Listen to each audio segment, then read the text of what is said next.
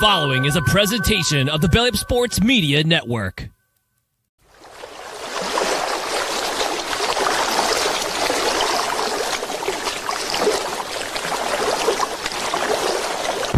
Good morning, Vietnam! It's time to BS.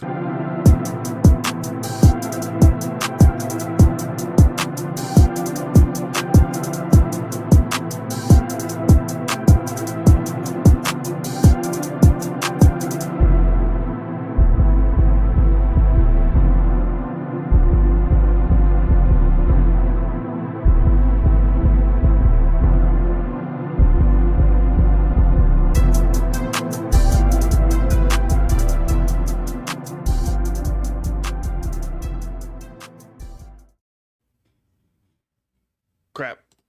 Welcome aboard, ladies and gentlemen, to the Staniel Swoosh Show, episode number 16.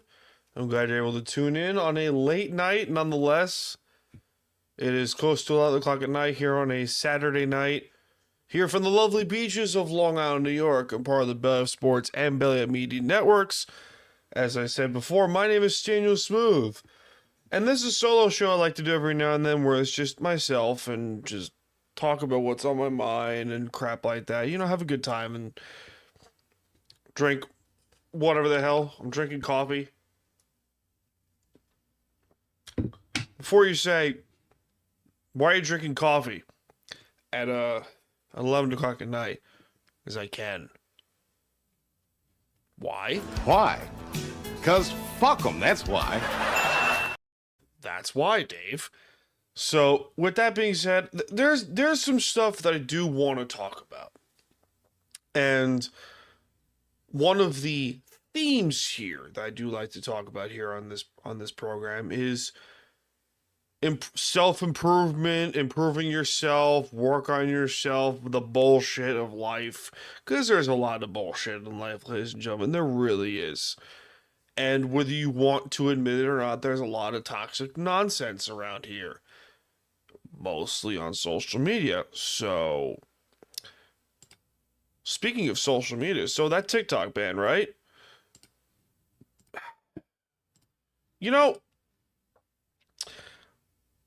I'm not going to completely lose my cool with it. Because I will say it like this. The TikTok ban for 12 hours... It was banned for 12 hours, and it was overall a stupid thing to do, but that's just my opinion. Doesn't make me right or whatever, but I think if you were to ask, why was TikTok banned? Some people say it's a national security thing, but my thoughts on this will be as follows. The fact that priority number one of the United States government was a TikTok ban, not putting its people first and whatever. It's been 5 days. So, shit's going well so far. Shit's getting done, blah, blah, blah. But the whole TikTok ban thing is it's stupid. Because essentially what you're saying is, hey, let's ban an app. Let's get together and ban an app because why? Never got a full reason to why. But, whatever. I just think overall that social media has grown incredibly more toxic over the last 10 years or so. Overall, it really does depend on who you ask. If you're to ask, a teenager or someone who's in their 20s or in their early 30s, they'd probably tell you social media is not that bad, but the parents will go like, oh, social media is toxic, but someone who's rationally thinking or whatever would tell you that, I don't know, like social media as a whole is it's a very interesting slope to climb. Because, yeah, there's some benefits to it. There's some, positives and negatives to everything. One of my great flaws, I see both sides to every coin. And if you think social media is great, that's awesome. If you don't, okay, that's fine. Where I stand on the whole thing is that if you go to instances like Twitter, if you go to instances like Twitter and Facebook where it seems that everything is either you're with me or against me kind of ordeal, and that's not how you should handle everything, because that blatantly shows your insecurities. That blatantly does. That blatantly shows how insecure you are as a person. The fact that you're willing to have only people view life from your perspective. Because here's a freaking newsflash, ladies and gentlemen. You're not perfect. I tweeted this out, and I said, what is everyone's obsession with perfection? Perfection is, I'm paraphrasing here, perfection isn't flawed. Perfection's flawed. Doesn't exist. It's like saying, if God himself were so perfect, why are we so flawed? You know, it's a great question to ask. It's a big fuck you to the Christian religion, or the Catholic religion, or however the hell you study it, or whoever the hell I piss off.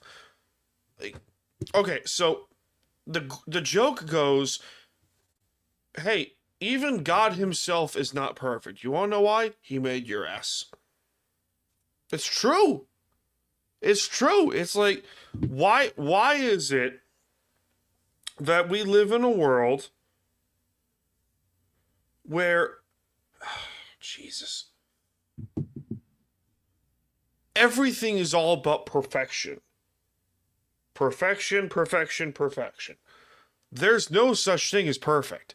And I think a blatant reason why perfection doesn't exist is the shit you see on social media. I have contemplated over many of times that I just want to quit social media, not go on it.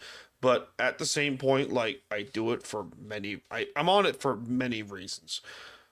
Actually, very few. One of them is this crap. I like to get this show out. I like to talk to people through Twitter. I like to talk to people through... Some of the best people I've ever met in my life are from Twitter. Shocker. How about that? And Instagram, like, Instagram's kind of useless. Facebook to a certain degree, yeah. But I don't know. It's always... Everyone's with me or against me. Like, fuck you. Shut up. Just go drink your matcha shake or whatever, and then smoke a cigar here and there. Go sit outside. Well, not now because it's fucking cold out, but go just enjoy life. I mean, it must be really hard being that miserable. It must be. It must honestly be really hard being that miserable. But at the same point, what do I care? What do I care? I've been under a lot of stress-ish, depending who you ask, because I'm trying to, find ways to continue on my self-improvement journey, in quotes. I don't even know what you call it, really. A self-improvement cleanse journey, whatever the fuck, but there's a lot of things that I have wanted to get, worked on, financially, physically, mentally, whatever. Just, I want to work on some stuff that I know I can work on. And what has given me a lot of motivation is like, hey, I want to be able to get a lot of this stuff done before the wedding, which is, I got a year. So that's nice. That's nice to hear.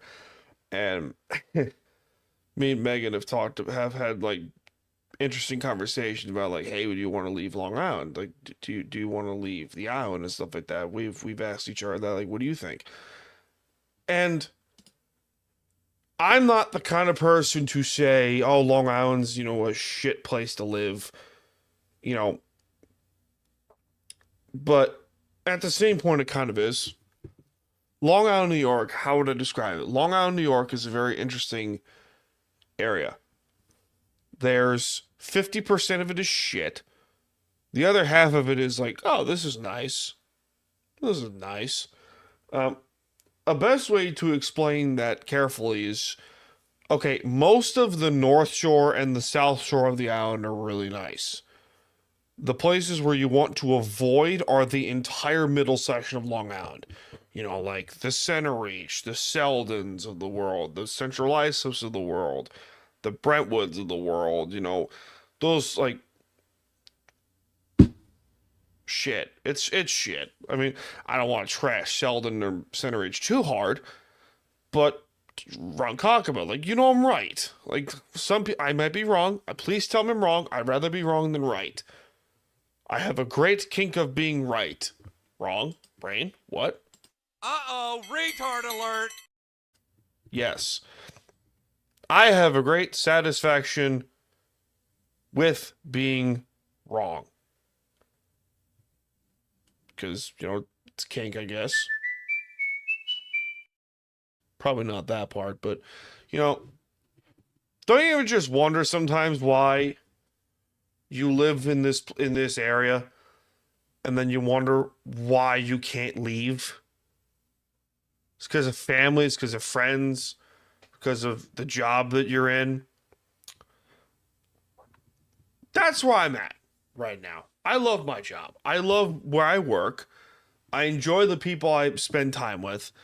And I think down the road, however long it may take, living here could eventually get better and not as expensive. Because that's the downside of living here, is that it is so fucking expensive to live here.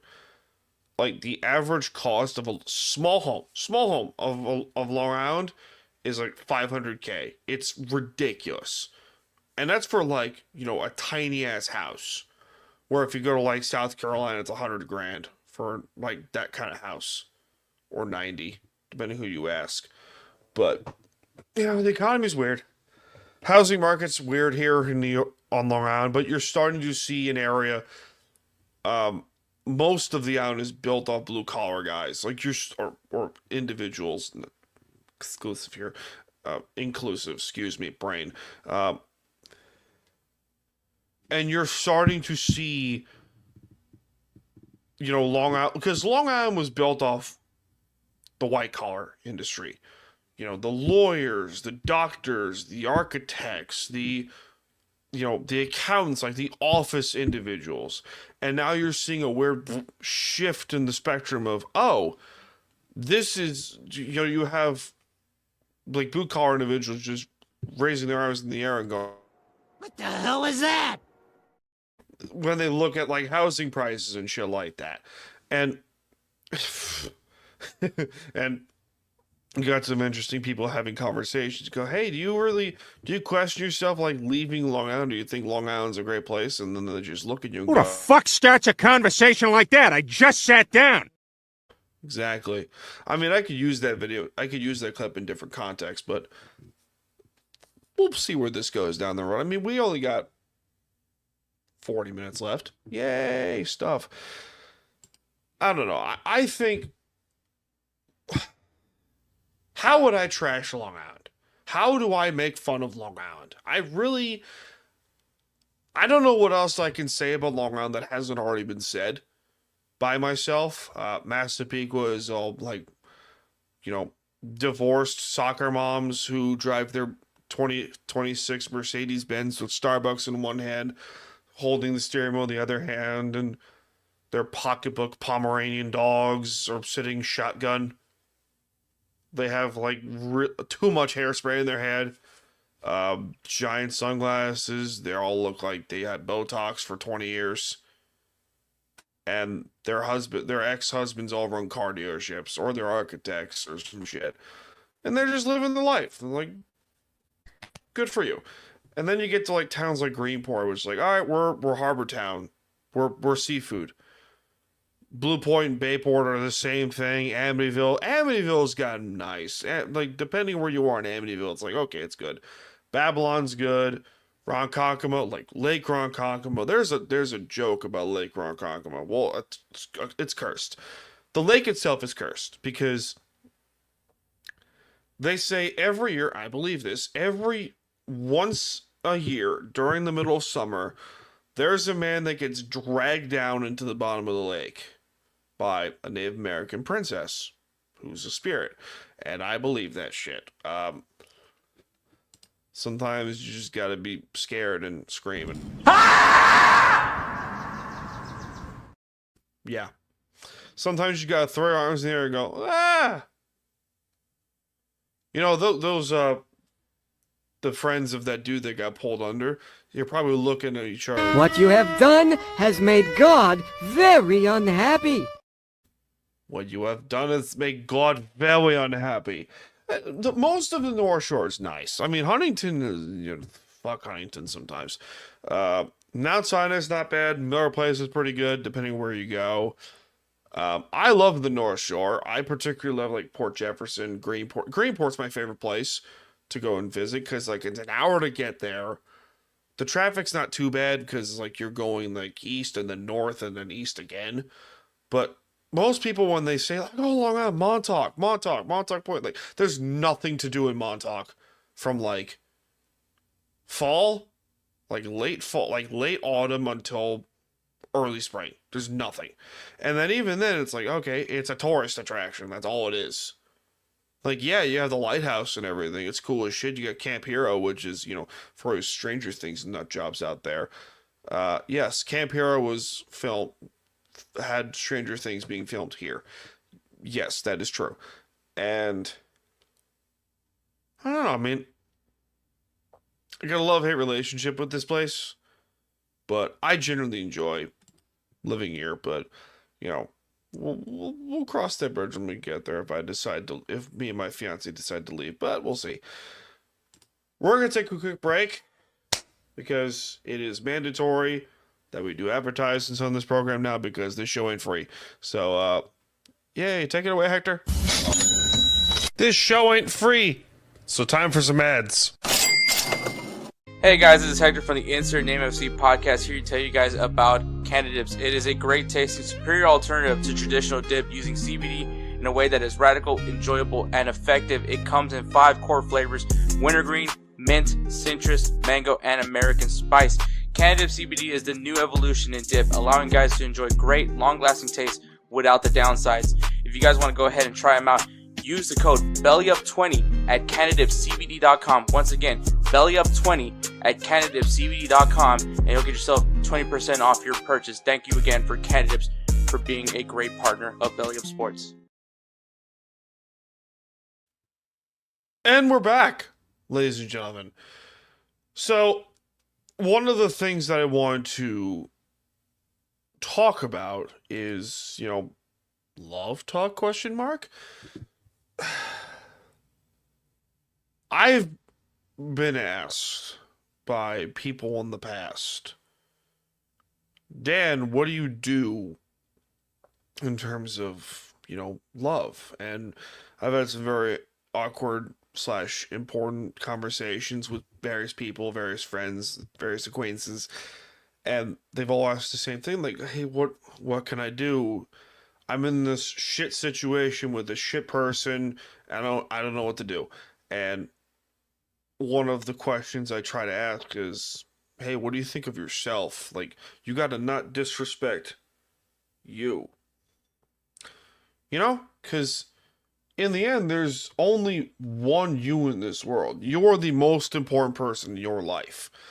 And if that doesn't speak volume to what your priorities are, I don't know what does. Love's a weird thing, man. Love is a very weird thing. And I'm going to quote a friend where he said, paraphrasing here, until some America-loving, gun-shooting motherfucker comes into your smoking hot dime piece comes into your life, stay the fuck single. And for the ladies out there, until some smoking hot dude with abs or great personality comes into your life, stay the fuck single, please. Don't ever shortchange yourself for some ass. There's no piece of ass is more important than your own. Simple. And that's a lost thing now, where you're seeing, where you've seen people in the past shortchange themselves for what? For what? Why would you shortchange yourself for some coochie or some dick or whatever. Like, what's the purpose of doing that? And if I could give any tips here that is watching this show or listening to this show, however you may be listening or watching, don't ever shortchange yourself. Learn to love yourself for who you are before you go and love someone else. Because it's a dangerous road to climb or dangerous road to cross when you jump face first into the fire of nonsense of those relationships. And yeah, love is great. Relationships are great. But you got to learn to be comfortable with your own self and whatever. Like, I don't give a shit what you are as a person. Like, I judge you based off your character. If you're cool with me, I will be cool with you. If I'm cool with you, I expect you to be cool with me. That's how I roll. That is how I've rolled for damn near 30 years. And I'm going to keep doing it that way. And, let love come find you. Love's like treasure. You can't just go search for the X marks the spot and hope it pops up. No, you gotta let the treasure find you, dude. You gotta let it find you. And even if it takes 3, 4, 5, 6 years, you fucking go wait and you go focus on you and you go do that shit, because in the end, there is no more important piece of ass than your own. That's it. That's it. That's literally all it is. And I could also give some, dating advice and whatever, like, be their support system through anything and don't try to fix them. That's the other thing. If you're trying really hard to go and fix their problem, they don't want, they as, your spouse or your significant other don't want you to fix them. They want you to be there for them. They want you to show them, hey, everything's going to be okay. It may seem like shit, but everything's going to be okay. It just comes across as like, oh fuck, what do we do? But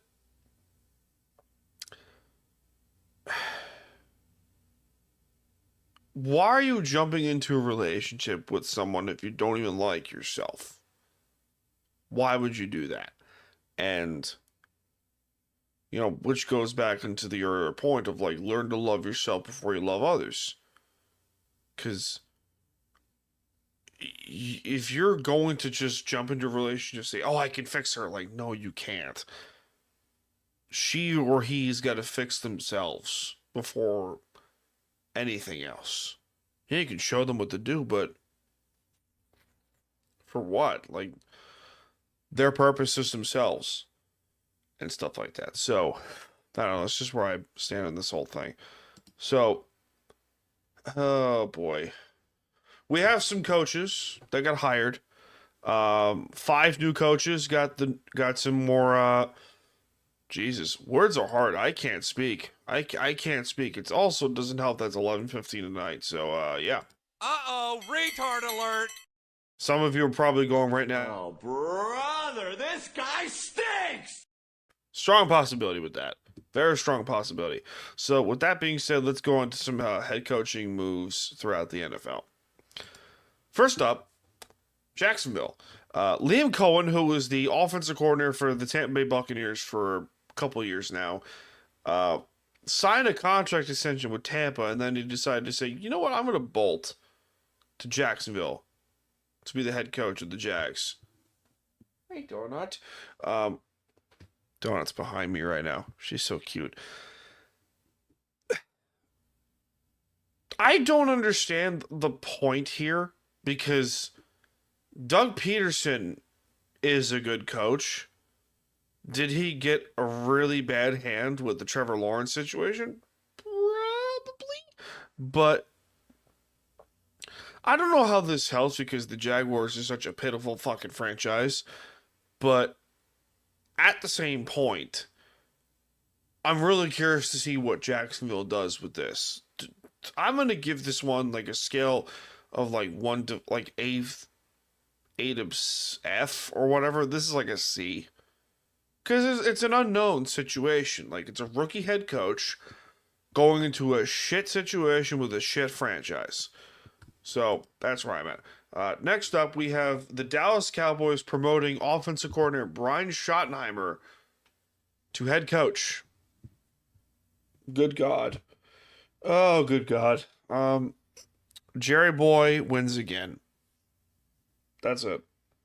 That's all I'm going to say, because this is such a stupid hire from the Cowboys' perspective. Because it screams, hey, we're going to go hire this guy because we don't know what else to do. You fucked. That's what you are. You fucked. D. This is like a D minus. Like it's the Cowboys. Like, they're not gonna do anything, Dallas, until they fire Jerry or until Jerry Jones dies. I mean, that's just the unfortunate truth.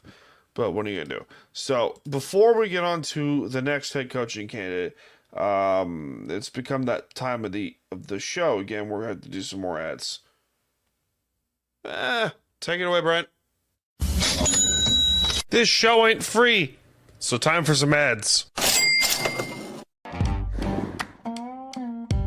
Righteous Felon Craft Jerky is the official jerky of Belly Up Sports. For over a decade, Righteous Felon Craft Jerky has led the American meat snack revolution by concocting delicious, adventurous, U.S.-sourced jerky recipes for uncompromising carnivores across the country. With 15 different flavors to choose from, Righteous Felon has all jerky lovers covered, and by using promo code BELLYUP, you will get 15% off your purchase at righteousfelon.com. Do your taste buds a favor today and rip into a bag of Righteous Felon jerky. And we're back. So, the next one, I think was the best hire. Ben Johnson, Lions offensive coordinator, goes from Detroit to the windy city of Chicago and takes on Caleb Williams and his ass. Ugh. Fix the damn O-line, please. Protect Caleb. That's all I'm going to say. Because you could hire the best head coach all you want, but you got to fix the offensive line problem. Caleb Williams got sacked, 62 times this past season for the Bears? Good God. I mean, I don't know what else to say other than just God help us all, please. But I'm happy for the Bears because I really want them to do something good. That's one of those teams where, like, if the Bears are good, life is good. Unlike the other situation. So, next up we have... Oh, God. It's just... Oh. What the hell is that? No, God! No, God, please, no! No! No! No! The Raiders have hired Pete Carroll. I think this is a good move. What? Dan thinks this is a good move by the Raiders? Who the fuck starts a conversation like that? I just sat down. Yeah, shocker. I think this is a good move. If you want to change the culture of Las Vegas from, oh God, we suck, to, we can do something, you bring in a guy like Pete. If you want a guy that's going to destroy your defense, again, you bring a guy like Pete. Now, the great question here is, how many of his old players is he going to bring to Vegas? We know Tyler Lockett's a free agent. Geno Smith has had contract disputes. DK Metcalf has had trade talks or whatever. There's a lot of moves that you can make if you're the Raiders. They're like, oh, that's a possibility. The oldest coach in the league is still back. I feel bad, but because the Raiders are in the exact same situation the Jets are in, and we'll get to them in a second. But they won't. The Raiders won't really be Super Bowl contenders until Mark Davis sells, and that's the fact of reality, which is sad because Raider Nation is proud. Raider Nation is very proud of what they love. They're very proud in their teams. They really are, and it sucks because you want the Raiders to do well, but this is a move that the more I sit on it, I texted this with Jack. I thought out the Pete Carroll situation more and more, and it's a stupid thing the Raiders could do this hire, but it's also the right move. And then Jack says Pete's a good coach to bring them out of the state of absolute sucking, but still not get better. Pete Carroll is not a coach that will turn him into a playoff contender. The Raiders still need to, however, get out of the "oh God, we suck" stage, because they've been in that stage for a very, very, very, very long time. And it's sad. I feel bad. I really do. I want them to do well. Next up, Jets. I don't hate the move. Do I think it was the correct hire? No. I don't think it was the correct hire. I thought this was oh crap, we couldn't get Ben Johnson, so we're going to sell for the next available option. That's what this seems like to me. This seems like option B. Or option C, if you're going to quote TNA. This is a Woody Johnson move. This is such a Woody type decision where Woody Johnson wants, this is the hot new face in coaching. Now, to be fair, what gives him hope is that yes, Aaron Glenn was a former Jet. Yes, Aaron Glenn was an All-Pro. Yes, Aaron Glenn started as a player, then to scouting, then to coaching, and then it worked his way up. Good for him. But this just seems like a crap move. This seems like such a move. Because again, they went head coach first, then GM. It should be backwards. It should be GM first, then head coach. But at the same point, what do I care? Because the Jets are a dumpster fire. It's a shame. It really is. The Jets are a fucking dumpster fire and a half. I want them to do well. I'm pretty sure a majority of the NFL fan base wants the Jets to do well. But they're not going to do well because the Jets are terrible. It's a shame. It's a real shame. One more quick break before we go on to AEW. So with that being said, Ryan, take it away. Because this show ain't free. This show ain't free. So time for some ads. Hey everyone, it's Ryan from No Credentials Required to talk to you about one of our newest partners at Belly Up Sports, SeatGeek. Yeah, live sports is great on television, but the feeling of being at the arena is a priceless experience. That's why our friends at SeatGeek are there to help you find the best tickets at the best prices. Not only can you get tickets to sporting events, but you can also get tickets to concerts, comedy shows, musicals, and more. Search for your desired event now at SeatGeek.com, enter promo code BellyUpSports at checkout, and you save $20 off your first purchase. SeatGeek. Life's an event. We have the tickets. And we're back. We're back with more AEW drama. Just fucking why? Because AEW, we're 5 years into this crap. 5 years. Going on 6. And you're telling me you can't figure out how to get people over? Oh, the Hurt Syndicate won the World Tag Team titles. More ex-WWE guys. MJF just looks lost. I feel bad because I'm an MJF guy. But my God, they're not doing good.